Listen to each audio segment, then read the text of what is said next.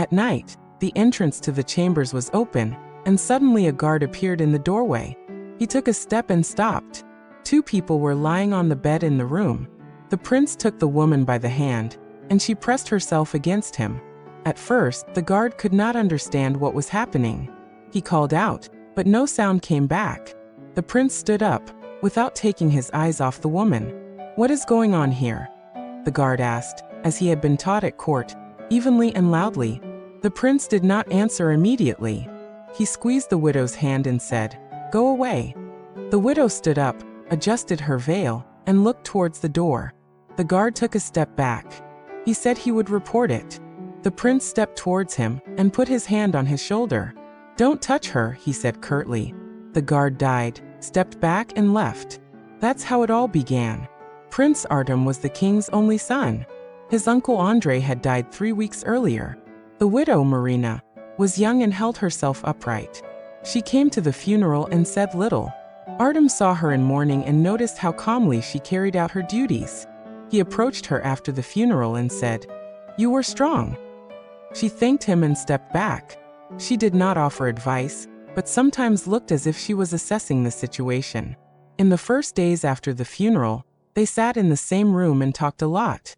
She told him about her uncle's papers, the people he worked with, and how he kept his archives. He listened and asked simple questions. "What do I need to know about the people he supported? Who can I trust?" She answered directly. He gave assignments to those he could trust. The rest were just courtiers. He understood that her answers were accurate and unvarnished. She did not try to sugarcoat things. He liked that. Then they began to see each other more often at night. At first, these were short meetings in the hall, then in her chambers. She gave him documents and asked him to read letters. He sat next to her and read aloud. He felt a growing closeness, and so did she. One night, when the lamps were extinguished, she took his hand and said, "I need someone who won't see me as a danger." He replied, "I don't want to hurt you." She looked at him for a long time, quietly, and said nothing. They didn't attach great importance to words. They did this. He sat down next to her, took her hand, she covered her eyes, and silence became necessary for both of them. In their conversations, they talked about the past. He told her how his uncle would take him by the hand and lead him to the card index. He said that his uncle taught him not only about royal affairs, but also what it means to listen to people. She corrected him. "He wanted you to be different from your father. He wanted you to see people differently." Sometimes he didn't understand what she specifically wanted. She explained, he believed in order and that honor was important. He didn't like idle talk. He asked me to keep the house in order and help the people he valued. Their touches were cautious.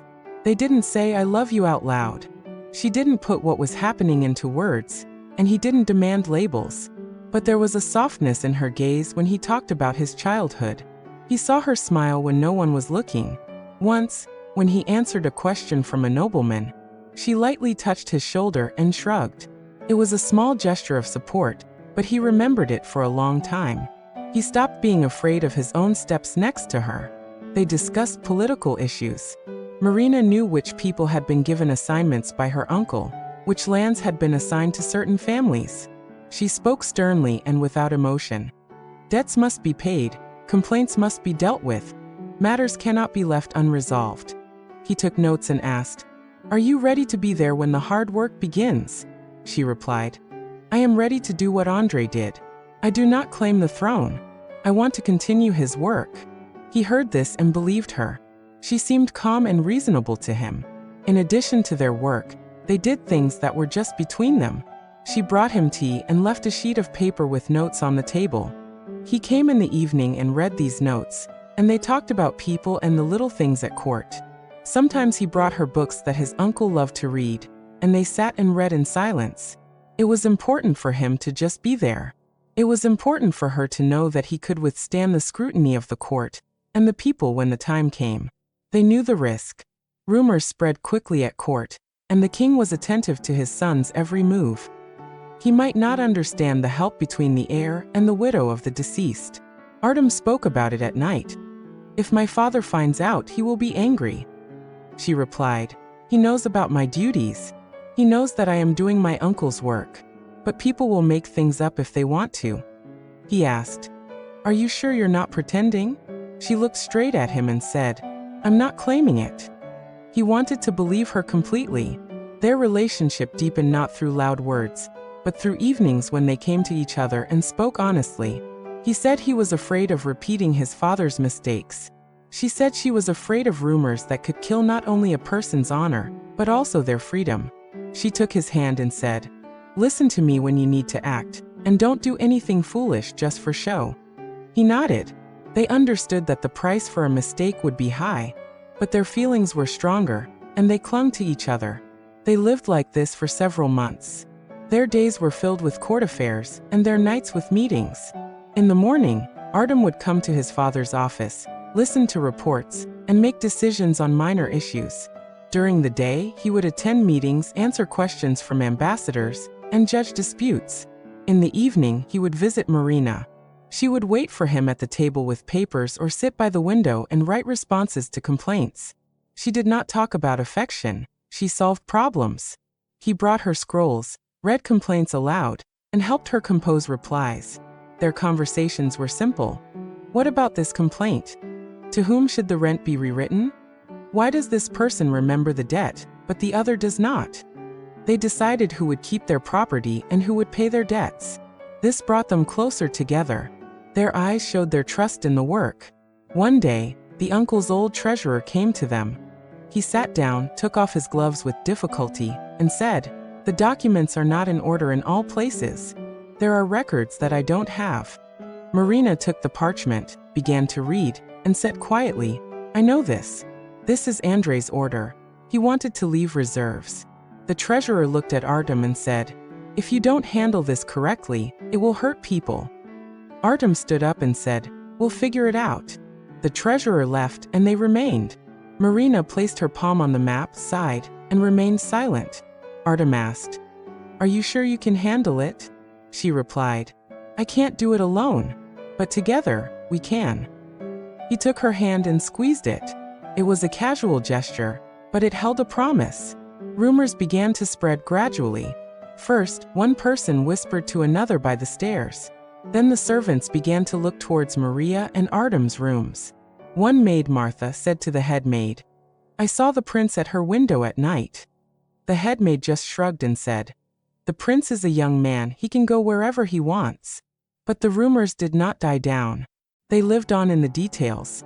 Who saw them? Who led him into the room? Who stood at the door? Someone began to talk about the danger to the dynasty. The rumors reached one of the courtiers, Ivanov, a man who kept the court chronicles and considered himself the guardian of the rules. He approached the king and said, "There are rumors, sire." The king looked at him calmly and said, "What rumors?" Ivanov replied, "About the prince and the widow of his uncle.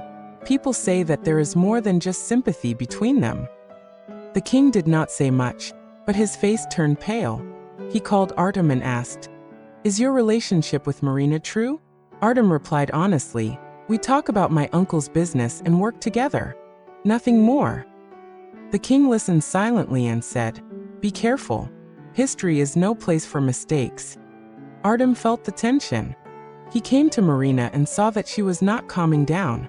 She sometimes locked the door when he came in. He asked, "What are you afraid of?" She threw back her scarf and said, "I'm afraid of rumors. I'm afraid that people will see something that isn't there." He said, "I'll tell the truth if I have to." She looked at him and said quietly, "The truth is safety, but the truth in our mouths will look different to others." He remained silent. He understood that her words were a cautious protest. He knew that this could not be completely trusted, but there was a part of him that thought her past could be a problem. Soon another person appeared who became a real problem. His name was Grigory Sinitsky, an old ally of Uncle Andrei. He was influential. He had his own land and his own people. He came to Marina with the appearance of simply supporting a relative of the deceased. They sat and talked about business. Grigory asked a lot of questions. "Who did you give instructions to? Who will help with the archives? Will you distribute the rent yourself?" Marina answered directly, "I will carry out the instructions that Andrei gave me. I do not put myself above my duties." Grigory listened and nodded, but there was calculation in his eyes. After talking to Marina, he went to Artem and said, so that others could hear, "Prince, my uncle was important to many people. We must be careful with those who now manage his affairs." Artem replied, "I help as much as I can." Grigory looked at him and said, "Not everyone trusts widows. People like order." Grigory began to move quietly.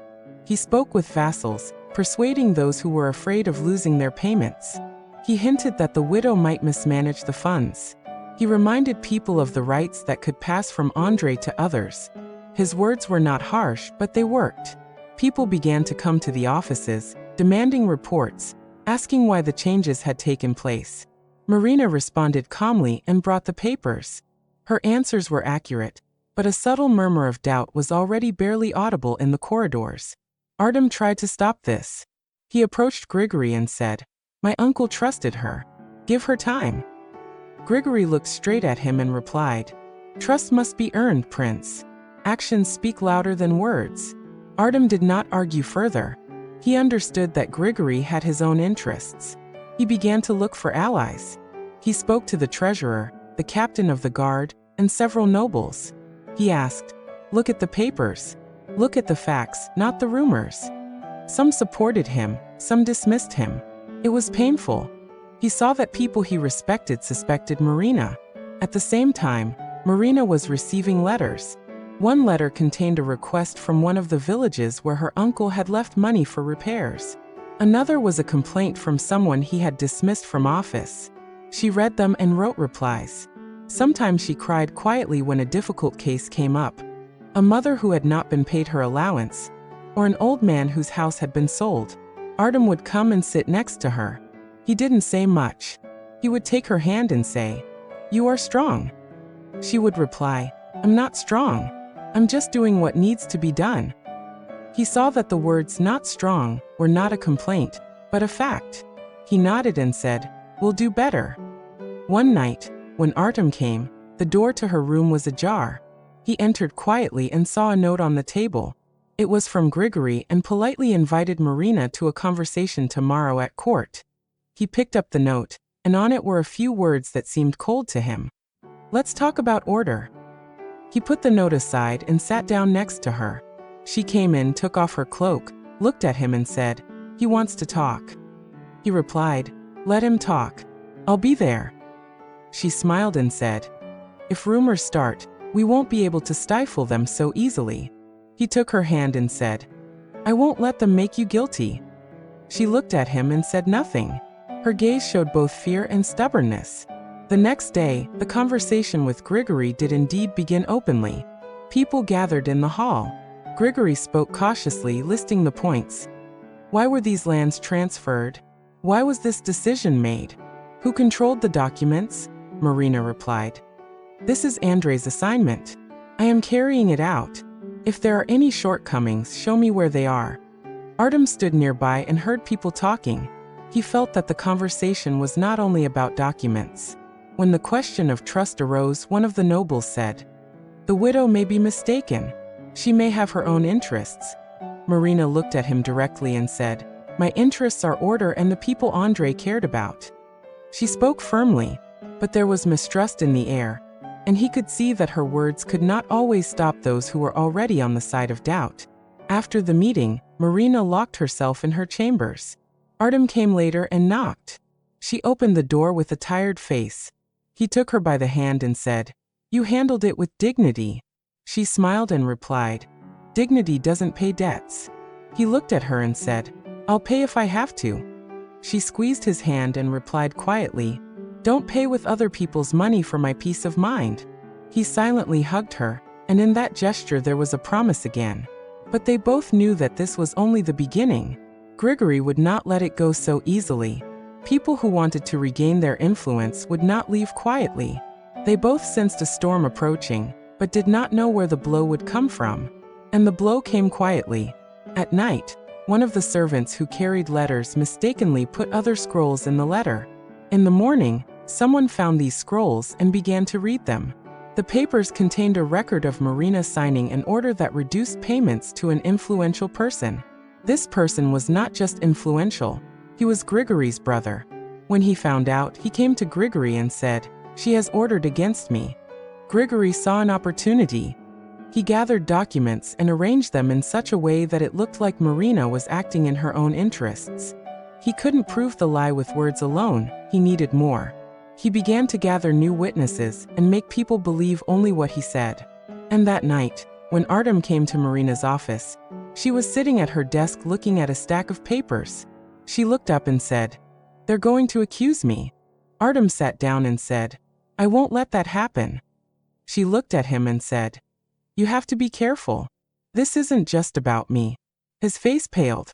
He realized that this now threatened his family, threatened the crown. He took one of the papers, read it and said, "I'll find proof that it was my uncle's order." She nodded and closed her eyes. They spoke quietly, in whispers, as if their words could change the course of history. They didn't know they were being listened to. Artem and Marina spoke quietly, but the corridors were full of people, and rumors had already reached those who could take action. The next day, a man appeared who took steps to speed things up. It was Grigory's brother Boris. He came straight to the king with papers in his hands. He said calmly and directly, "Sire, there is an order that has deprived me of part of my payments. I ask that justice be restored." The king took the papers, unfolded them, and began to read. He did not immediately announce his decision. Artem stood nearby and saw his father press his lips together. The king looked tired. He called Marina and said, "Explain." She approached, placed the scrolls on the table, and calmly said, "This order was part of Andrei's plan. He wanted to settle payments in favor of people he considered to be in need." Boris raised his voice. "This is illegal. You have exceeded the widow's authority." Grigory quietly added, "An investigation is needed." The king said, "Let there be an investigation." His voice was short and final. The investigation began immediately. The office clerk demanded documents. The old treasurer searched for signatures in confusion, and people were called in to give explanations. Marina gave everything she could. She opened drawers, showed letters, and listed Andrei's orders. Artem sat nearby and watched as people leafed through the papers.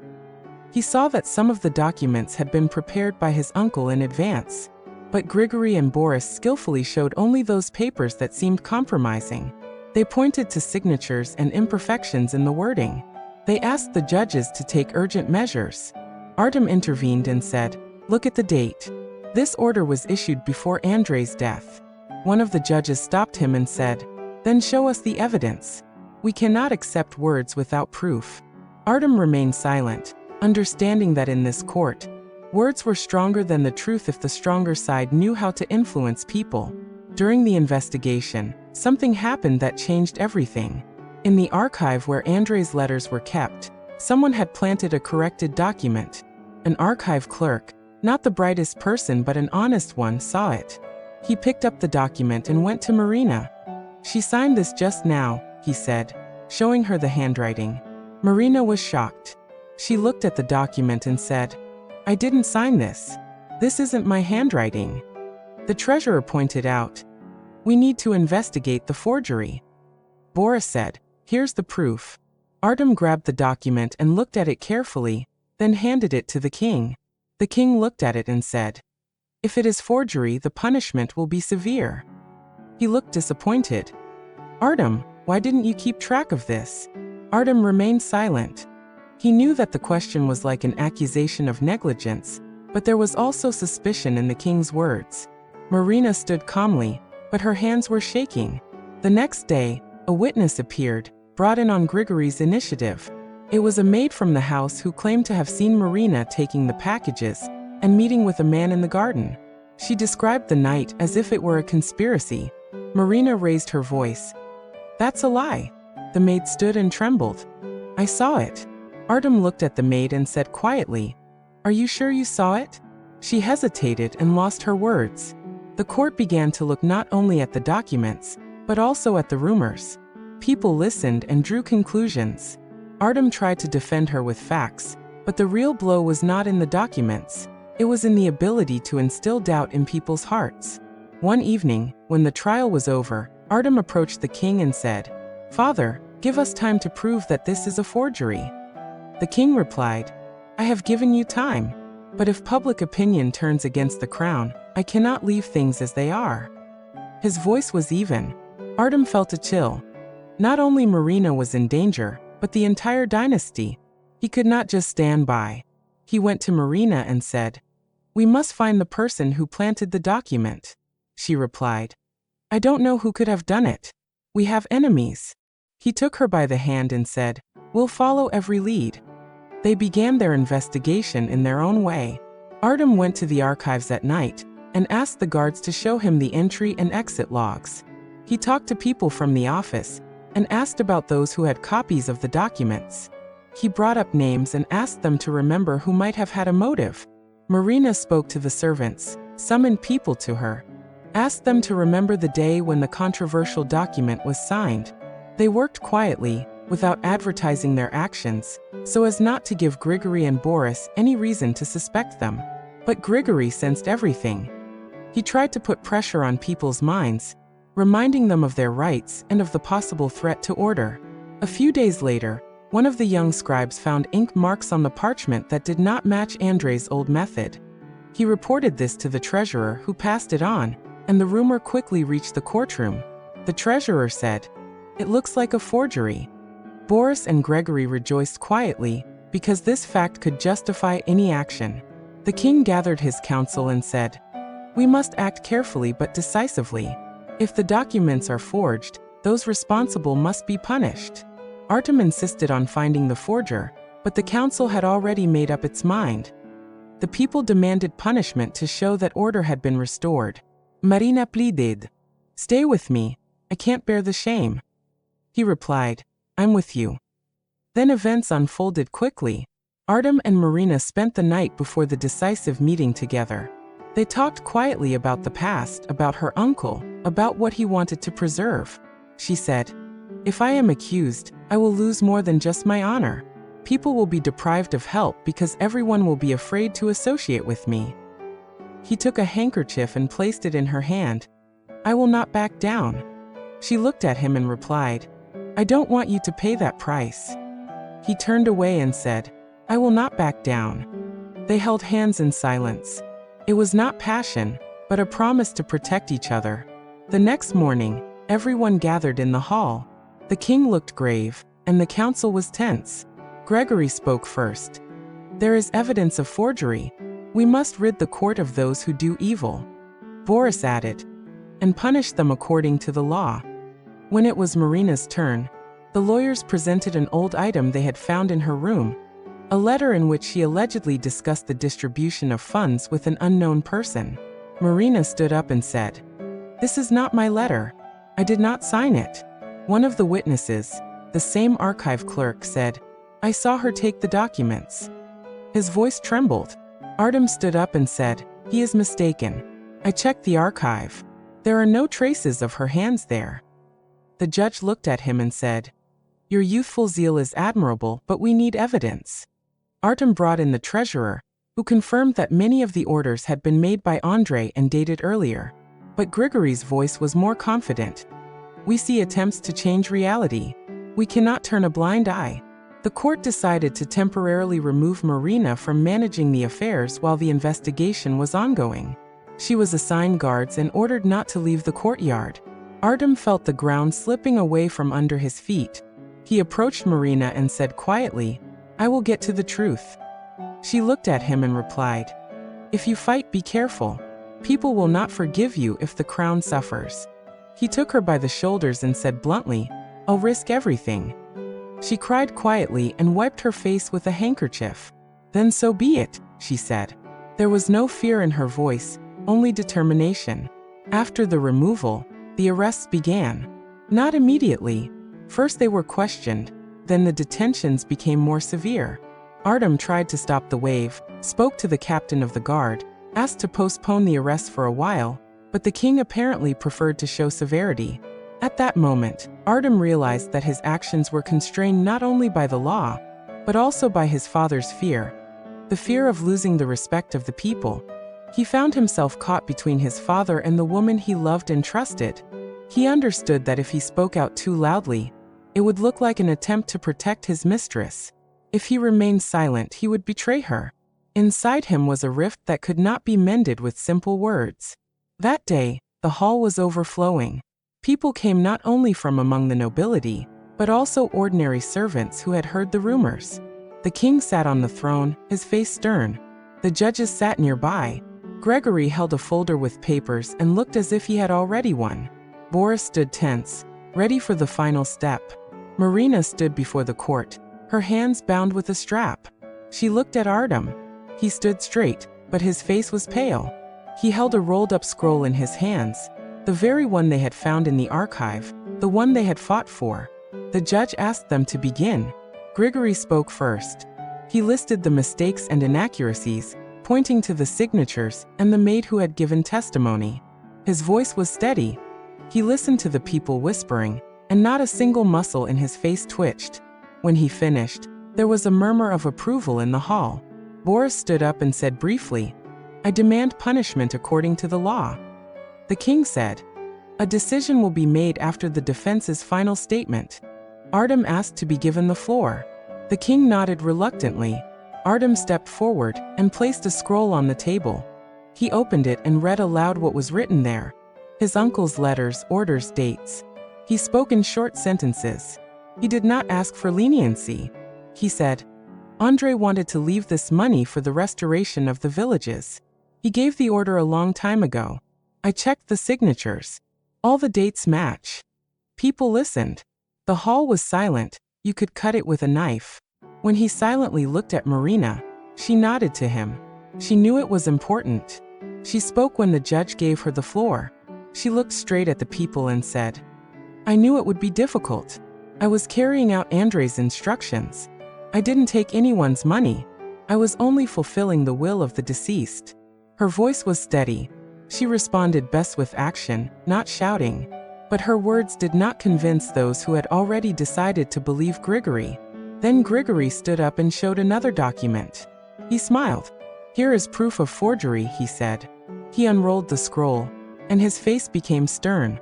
The judge took the document and looked at it carefully. He was silent for a long time.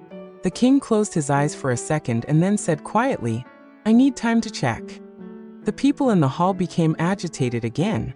Artem stepped back to Marina. He took her hand.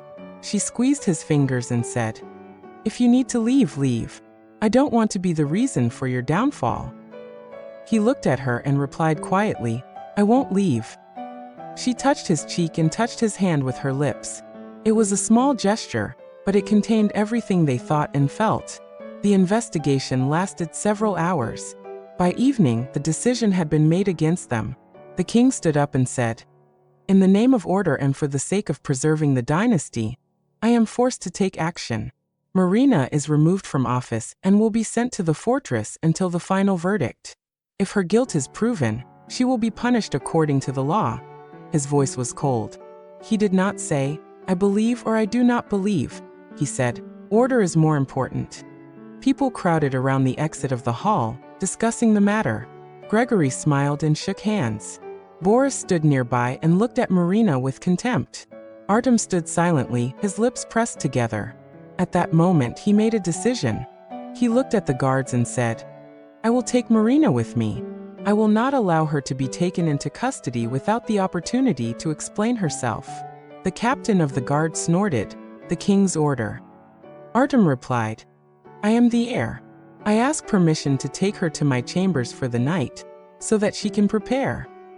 The king looked at him for a long time and said, "I grant permission under guard." They led her across the courtyard. A crowd gathered and people stared. Artem walked beside her, holding her hand. She whispered, "Don't do anything stupid." He replied, "I'm not stupid." But at that moment his voice faltered. They entered one of the corridors, where there was a narrow door leading to a small room under guard. 2 guards and a captain were standing there. When they closed the door, Artem turned away and exhaled. They talked for a long time that night. They spoke quietly, as if they didn't want the walls to hear. Marina asked, "If they take me to the fortress, remember that I was acting out of duty." He replied, "I will fear for everything you said." She rested her head on his shoulder and said, I have no regrets. He stroked her hand and said, if something goes wrong, know that I will always be there for you. They remained silent until dawn. The next morning, the guards came for her. She got up and put on a simple cloak, even though it might be the last piece of clothing she would ever wear. Artem approached the king and asked, at least promise me that she will not be executed without justice. The king looked at him and said, I promise there will be an investigation, but if she is found guilty, the law will be applied. The words seemed like an evasion of a promise, and Artem felt a void inside him. As Marina was led across the courtyard to the carriage, the crowd around her began to buzz. Some threw stones at the windows, others shouted for justice. Artem stood aside and watched as she was pushed into the carriage. She turned and looked at him. Her eyes were calm, but there were traces of fatigue in them. She raised her hand in a small gesture of farewell. He responded in kind. The carriage started moving and disappeared behind the gates. Several days passed. Business came to a halt, but the rumors did not subside. Then came the news that changed everything. A signature was found on a document in the fortress that could only have been made by someone with access to the archives. The story took a turn, and Marina was finally found guilty. The king passed sentence. She was stripped of all her titles and banished to church land, where a life of isolation awaited her. This decision was supposed to seem milder than death, but for people of that circle, it was no less cruel a punishment. Artem came to the king and said, if you send her there, it means you want people to forget. But I will not forget. The king looked at him and said, you are the heir, Artem. Your task is to think about the crown. Artem was silent. He understood that there was no room for salvation between them. That night, Artem went to the guard and saw Grigory. Their conversation was short. Grigory said, you must understand, I did it for the sake of order. Artem looked at him and said, you did it for the sake of power. Grigory smiled in response.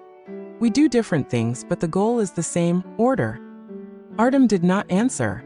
At dawn, Artem climbed the rampart to the gates of the fortress where Marina was being held. He approached the guards and said, I'm taking her away from here. I won't let them send her to the cell. The captain of the guard stood firm. You have no orders, he said. Artem put his hand on his hilt and said, I'll take her by force if I have to. His words were calm, but there was tension in them. The captain frowned and nodded. They waited a long time. Suddenly, people with torches appeared. They were Grigory's supporters, whom he had gathered to prevent Artem from leaving. The skirmish began quickly. Artem grabbed an iron bar and began to fight back. He saw one of the men strike a guard. Then someone shouted, kill him. Someone pulled out a knife during the fight. Artem fell, shouting her name. At that moment, Marina broke free from the guards and rushed towards him. She grabbed the knife from the man's hand and stabbed him. For a moment, everything around them froze. Then there was a howl and people began to flee. When everything quieted down, Artem was lying on the road, blood flowing from his chest. Marina stood over him, her hands trembling. He looked at her and laughed for a brief second. It was a laugh that sounded like an apology. You're stupid, he whispered, and then breathed heavily. She bent over him and held his head. He took her hand and whispered, I wanted everyone to know the truth. She replied, I know. He closed his eyes and died in her arms. The crowd dispersed. The guards arrested Marina. She did not resist. They led her to the carriage. Her face was pale. She looked at the road, at the place where Artem lay. She did not scream or beg. Her lips trembled and she said quietly, I didn't want this.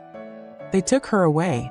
A week later, the king announced that Artem had died while attempting to assassinate the regime. Marina was deprived of her freedom forever. She was sent to a monastery outside the kingdom under guard. Grigory took the vacant seat. Boris regained part of his possessions.